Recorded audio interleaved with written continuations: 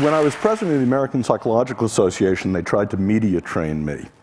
And an encounter I had with CNN summarizes what I'm going to be talking about today, which is the 11th reason to be optimistic. The editor of Discover told us 10 of them. I'm going to give you the 11th. So they came to me, CNN, and they said, Professor Seligman, would you tell us about the state of psychology today? We'd like to interview you about that. And I said, great. He said, but this is CNN, so you only get a soundbite. So, well, how many words do I get? I said, well, one. Cameras rolled, and she said, Professor Seligman, what is the state of psychology today? Good. Cut. That won't do. We'd really better give you a longer soundbite. Well, how many words do I get this time? Well, you get 2. Dr. Seligman, what is the state of psychology today? Not good.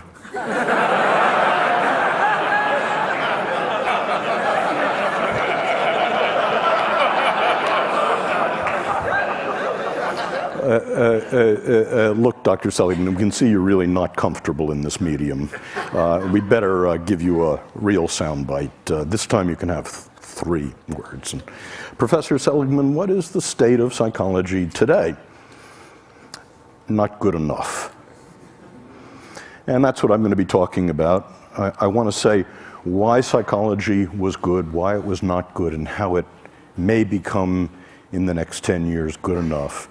And by parallel summary, I want to say the same thing about technology, about entertainment and design, because I think the issues are very similar. So why was psychology good? Well, for more than 60 years, psychology worked within the disease model. 10 years ago when I was on an airplane and I introduced myself to my seatmate and told them what I did, they'd move away from me. And because quite rightly, they were saying psychology is about finding what's wrong with you, spot the loony. And now when I tell people what I do, they move toward me. And what was good about psychology, about the $30 billion investment NIMH made, about working in the disease model, about what you mean by psychology, is that 60 years ago, none of the disorders were treatable. It was entirely smoke and mirrors. And now 14 of the disorders are treatable, 2 of them actually curable. And the other thing that happened is that a science developed, a science of mental illness, that we found out that we could take fuzzy concepts like depression, alcoholism, and measure them with rigor. That we could create a classification of the mental illnesses, that we could understand the causality of the mental illnesses. We could look across time at the same people, for example, who are genetically vulnerable to schizophrenia, and ask what the contribution of mothering, of genetics are. And we could isolate third variables by doing experiments on the mental illnesses. And best of all, we were able in the last 50 years to invent drug treatments and psychological treatments. And then we were able to test them rigorously in random assignment, placebo-controlled designs, throw out the things that didn't work, keep the things that actively did. And the conclusion of that is that psychology and psychiatry of the last 60 years can actually claim that we can make miserable people less miserable. And I think that's terrific. I'm proud of it. But what was not good, the consequences of that, were 3 things. The first was moral, that psychologists and psychiatrists became victimologists, pathologizers, that our view of human nature was that if you were in trouble, bricks fell on you. And we forgot that people made choices and decisions. We forgot responsibility. That was the first cost. The second cost was that we forgot about you people. We forgot about improving normal lives. We forgot about a mission to make relatively untroubled people happier, more fulfilled, more productive. And Genius, high talent, became a dirty word. No one works on that. And the third problem about the disease model is in our rush to do something about people in trouble, in our rush to do something about repairing damage, it never occurred to us to develop interventions to make people happier, positive interventions. So that was not good.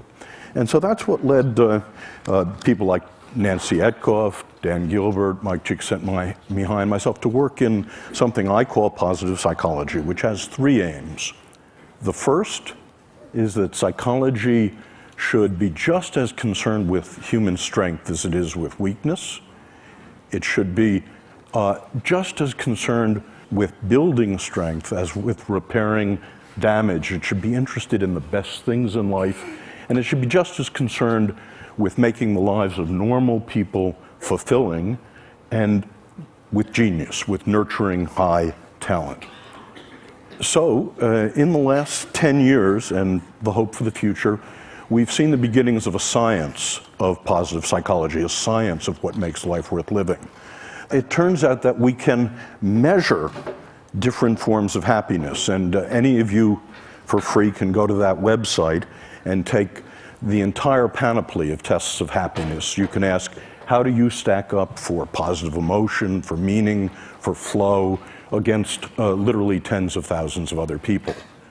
We created the opposite of the diagnostic manual of the insanities, a classification of the strengths and virtues that looks at the sex ratio, how they're defined, how to diagnose them, what builds them and what gets in their way.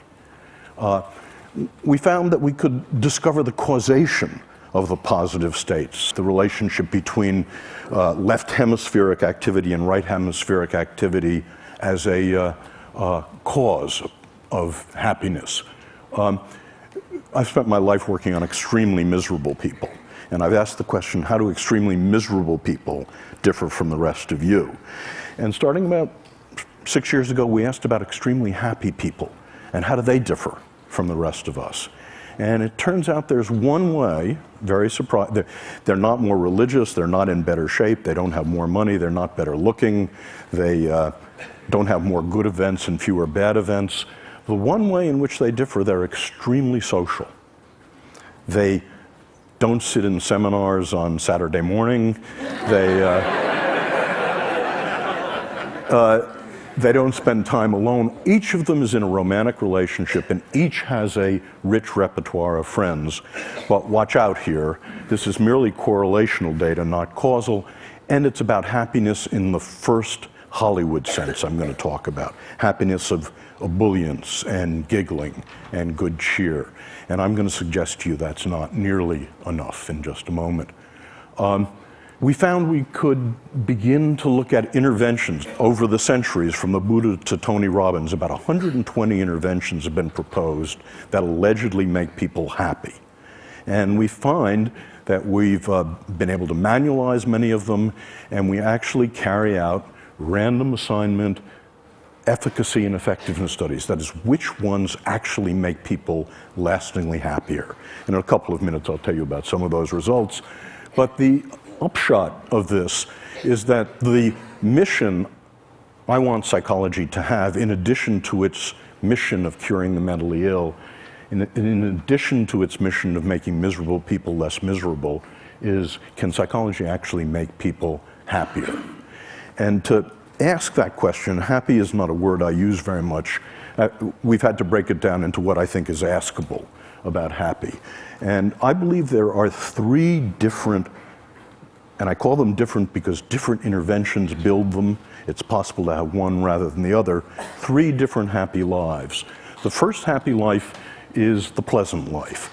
This is a life in which you have as much positive emotion as you possibly can, and the skills to amplify it. The second is a life of engagement, a life in your work, your parenting, your love, your leisure. Time stops for you. That's what Aristotle was talking about. And third, the meaningful life. So I want to say a little bit about each of those lives and what we know about them. The first life is the pleasant life, and it's simply, as best we can find it, it's having as many of the pleasures as you can, as much positive emotion as you can, and learning the skills, savoring mindfulness, that amplify them, that stretch them over time and space. But the pleasant life has three drawbacks, and it's why positive psychology is not happyology, and why it doesn't end here.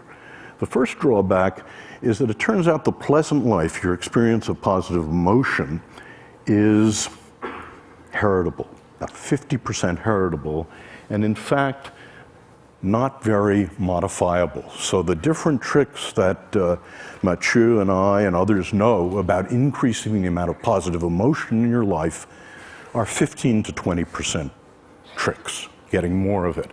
Second is that positive emotion habituates. It habituates rapidly, indeed. It's all like French vanilla ice cream. The first taste is 100%. By the time you're down to the sixth taste, it's gone. And as I said, it's not particularly malleable.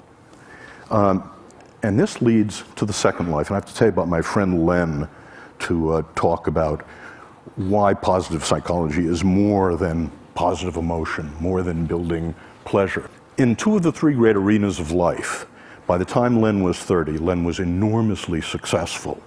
The first arena was work. By the time he was 20, he's an options trader. By the time he was 25, he was a multimillionaire and the head of an options trading company. Second, in play, he's a national champion bridge player. And but in the third great arena of life, love, Len is an abysmal failure. And the reason he was that Len is a cold fish. Len is an introvert.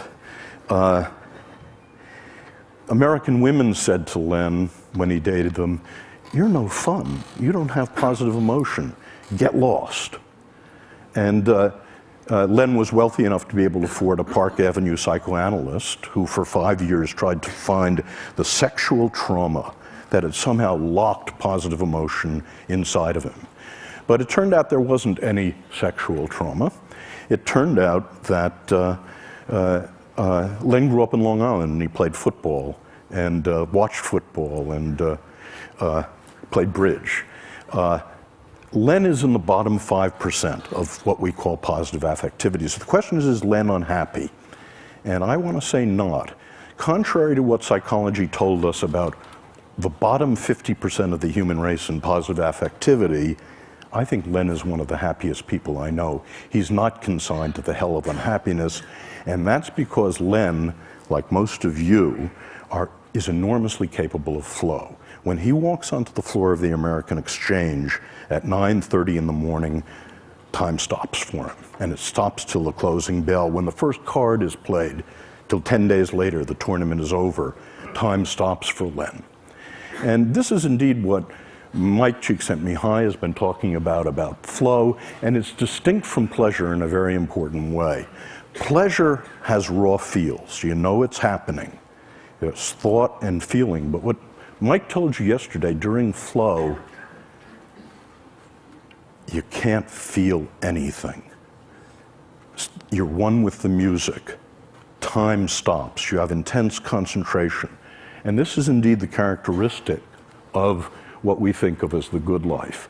And we think there's a recipe for it, and it's knowing what your highest strengths are. And again, there's a valid test of what your 5 highest strengths are, and then recrafting your life to use them as much as you possibly can. Recrafting your work, your love, your play, your friendship, your parenting. Just one example. One person I worked with was a bagger at Gennardi's. Hated the job. She's working her way through college. Her highest strength was social intelligence. So she recrafted bagging to make the encounter with her the social highlight of every customer's day. Now, obviously she failed, but what she did was to take her highest strengths and recraft work to use them as much as possible. What you get out of that is not smiliness. You don't look like Debbie Reynolds. You don't giggle a lot. What you get is more absorption. So that's the second path. The first path, positive emotion. The second path is eudaimonia and flow. And the third path is meaning. This is the most venerable of all the happinesses traditionally. And meaning in this view consists of, very parallel to eudaimonia, it consists of knowing what your highest strengths are and using them to belong to and in the service of something larger than you are. Well, I mentioned that for all three kinds of lives, the pleasant life, the good life, the meaningful life, people are now hard at work on the question, are there things that lastingly change those lives? And the answer seems to be yes, and I'll just give you some samples of it. It's being done in a rigorous manner. It's being done in the same way that we test drugs to see what really works. So we do random assignment, placebo-controlled, long-term studies of different interventions. And just to sample the kind of interventions that we find have an effect, when we teach people about the pleasant life, how to have more pleasure in your life, one of your assignments is to take the mindfulness skills, the savoring skills, and you're assigned to design a beautiful day. Next Saturday, set a day aside, design yourself a beautiful day, and use savoring and mindfulness to enhance those pleasures. And we can show in that way that the pleasant life is enhanced. Gratitude visit.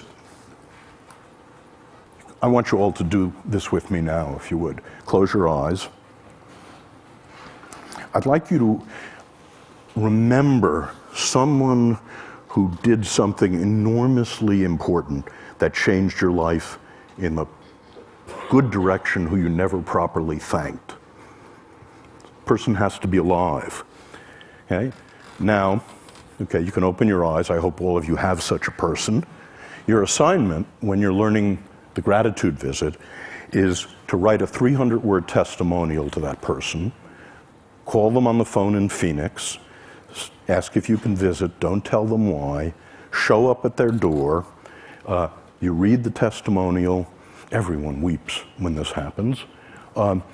And what happens is when we test people 1 week later, a month later, 3 months later, they're both happier and less depressed. Another example is a strength state in which we get couples to identify their highest strengths on the strengths test and then to design an evening in which they both use their strengths. And we find this is a strengthener of relationships. And fun versus philanthropy, but it's so heartening to be in a group like this in which so many of you have turned your lives to philanthropy. Well, my undergraduates and the people I work with haven't discovered this, so we actually have people do something altruistic and do something fun, and to contrast it. And what you find is when you do something fun, it has a square wave walk set. When you do something philanthropic to help another person, it lasts, and it lasts. So those are examples of positive interventions. So the next to last thing I want to say is we're interested in how much life satisfaction people have. This is really what you're about. And that's our target variable. And we ask the question, as a function of the 3 different lives, how much life satisfaction do you get? So we ask, and we've done this in 15 replications involving thousands of people, to what extent does the pursuit of pleasure, the pursuit of positive emotion, the pleasant life, the pursuit of engagement, time stopping for you, and the pursuit of meaning contribute to life satisfaction? And our results surprised us. They were backward of what we thought. It turns out the pursuit of pleasure has almost no contribution to life satisfaction. The pursuit of meaning is the strongest, and this is the pursuit of engagement is also very strong. Where pleasure matters is if you have both engagement and you have meaning, then pleasure is the whipped cream and the cherry, which is to say the full life, the sum is greater than the parts if you've got all 3. Conversely, if you have none of the 3, the empty life, the sum is less than the parts. And what we're asking now is, does the very same relationship, physical health, morbidity, how long you live, and productivity follow the same relationship? That is, in a corporation, is productivity a function of positive emotion, engagement, and meaning? Is health a function of positive engagement, of pleasure, and of meaning in life? And there is reason to think the answer to both of those may well be yes. So Chris said that the last speaker had a chance to try to integrate what he heard, and so this was amazing for me. I've never been in a gathering like this. I've never seen speakers stretch beyond themselves so much, which was one of the remarkable things. But I found that the problems of psychology seem to be parallel to the problems of technology, entertainment, and design. In the following way, we all know that technology, entertainment, and design have been and can be used for destructive purposes. We also know that technology, entertainment, and design can be used to relieve misery. And by the way, the distinction between relieving misery and building happiness is extremely important. I thought when I first became a therapist 30 years ago that if I could make someone, if I was good enough to make someone not depressed, not anxious, not angry, that I'd make them happy. And I never found that. I found the best you could ever do was to get to zero, that they were empty. And it turns out the skills of happiness, the skills of the pleasant life, the skills of engagement, the skills of meaning are different from the skills of relieving misery. And so the parallel thing holds with technology, entertainment, and design, I believe. That is, it is possible for these three drivers of our world to increase happiness, to increase positive emotion, and that's typically how they've been used. But once you fractionate happiness the way I do, not just positive emotion, that's not nearly enough. There's flow in life and there's meaning in life.